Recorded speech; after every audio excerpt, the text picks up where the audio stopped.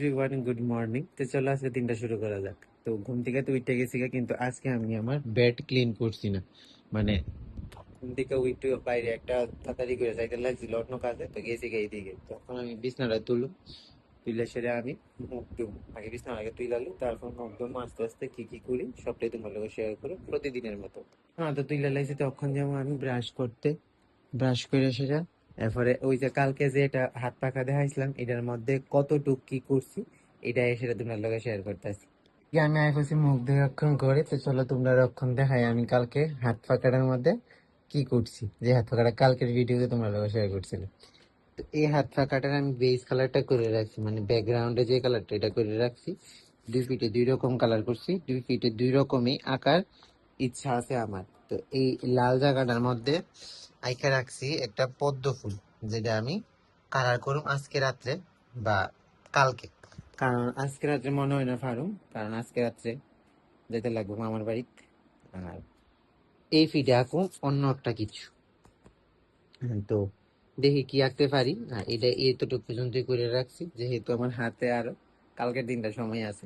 কিন্তু ষষ্ঠী হয়েছে শনিবার দিন, তো তার আগে এটা কমপ্লিট করুন। যদিও মা এটা দিয়ে ষষ্ঠী পূজার কোনো কিছু করতো না, তার কারণ এটা হচ্ছে মলটের আর তাল পাতার ভাঙ্গা লাগে, এটা তোমরা সবাই জানো। তো এই কারণে এতটুকু পর্যন্ত করে রাখছি। আর আমি মনে করি প্রত্যেকটা ফেস্টিভ্যাল রে মানে আমি আমার তুলির টানে কিছু কিছু করে মানে ধরে রাখার চেষ্টা করি। যেমন আমার ঘরে মানে লাস্ট ইয়ার আমি একটা জগন্নাথ দেব আঁকছিলাম, তোমরা দেখাইতেছি কারো। এই যে এইটা যেমন জগন্নাথ দেবের আঁকছিলাম আমি পাতার মধ্যে, বট পাতার মধ্যে আঁকছিলাম আর কি। তো তাই এমন এবার ইচ্ছা আছে যে জগন্নাথ দেবের কিছু মানে কিছু কোনো কিছুর উপরে আঁকমু, বা অন্য কিছুর উপরে, বা কি কয় ফাতর টাতর উপরে এমন কিছুটা। লাস্ট ইয়ার আমি একটা ফাতরের মধ্যেও আঁকছি, কিন্তু ফাতর তখন সামনে নাই। তো চলো আস্তে ধীরে রেডি হই, যাবো বটতলা দোকানে আর কিছু একটা খাওয়া দাওয়া করে আসবো। এইদিকে জাগার জিনিসটা আগে জাগাত রাখি, এদিকে ড্রেসের ঝাড়ু, মানে এটা বিছনা ঝাড়ু নি, অন্য কিছু পাইবো না। আর এইদিকে জাগার জিনিসটা জাগাত থাক। তো রাখি আমি একটা একটা করে। এই টিফিন একটু জমজমাট টিফিন, তার কারণ কি লেগা আসলো যেহেতু আগে মানে ফ্রিজে মা মানে রেখা দিছিল, তো এই কারণে মা আজকে এটি রান্না করছে। তো আজকে টিফিন হয়েছে আমার লেগে রুটি আর হচ্ছে মাংস তরকারি। তো যদি এখন সকাল না ভাই অনেকটা সময় আছে, কারণ 10টা বেজে আছে, কারণ আমার তো দোকান যেতে আরো বেশি লেট হয়ে যেতেছে। তো আমি এখন খাই টিফিন। আবার কেউ কইলেও না যে 700 লেভেলে তুই মাংস খাওয়ানো শুরু করে দিছিস, কারণ যেহেতু মানে রান্না করে সবাই মন মতো করতে গেলে অনেকটাই সময় লাগে।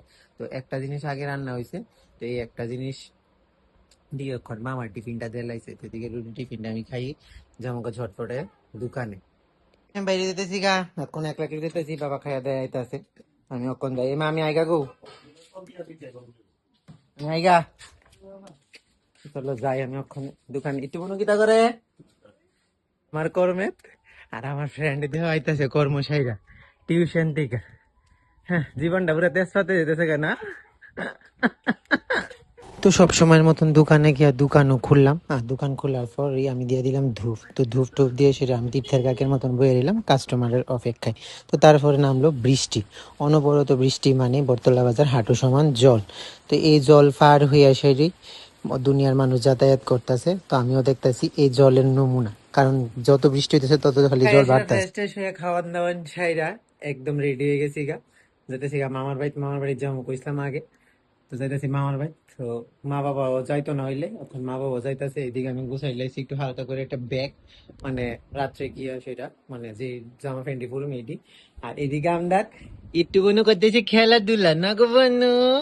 ও বনু, কই রে, কই রে বনু? এদিকে আমরা বনু করতেছে খেলাধুলা, তো আমরা এখন যাই। তো আজকের ভিডিওটা এতটুকুই। তো কেমন লাগলো মানে জানায় জানাইও কমেন্টে। তো টাটা।